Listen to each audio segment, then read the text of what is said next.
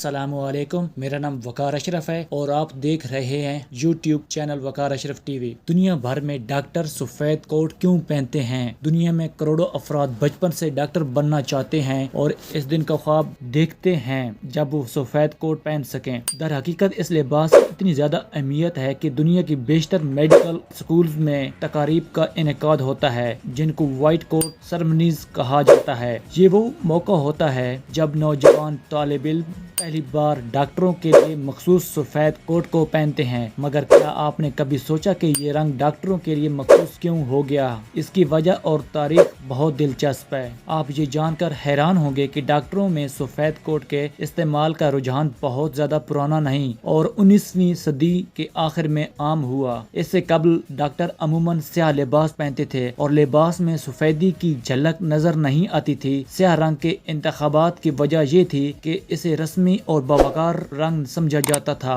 और ख्याल किया जाता था कि ये डॉक्टरों की शख्सियत से मुताबिकत रखता है। 19वीं सदी के आखिर में डॉक्टरों और साइंसदानों को अस्पतालों या तिबी मराकज में सफाई की अहमियत का एहसास हुआ, जिससे बैक्टीरिया की नश्व नुमा की रोकथाम और वबाई अमराज को फैलने से रोकना मुमकिन था। सफेद रंग को सफाई से मुंसलिक किया जाता था और इसी वजह से अस्पतालों में सफेद चादरों और सफेद मलबूसात का इस्तेमाल शुरू हो गया ताकि जरासीमों के खिलाफ जंग का इजहार हो सके। American medical association journal of ethics में शाया एक मजमून के मुताबिक सफेद रंग को सच्चाई और शफाफियत से भी मुंसलिक किया जाता है जो डॉक्टरों की शख्सियत के लिए अहम होते हैं। स्याह लिबास की जगह सफेद कोट लेने का अमल बहुत तेजी से मुकम्मल हुआ और 1900 से कबल हर जगह डॉक्टर सफेद कोट इस्तेमाल करने लगे। उस जमाने में काम करने वाले अताई तिब्बी माहिरीन के मुकाबले में डॉक्टरों की शिनाख्त वाज़ह करने के लिए भी सफेद रंग के कोट का इस्तेमाल हर जगह होने लगा था।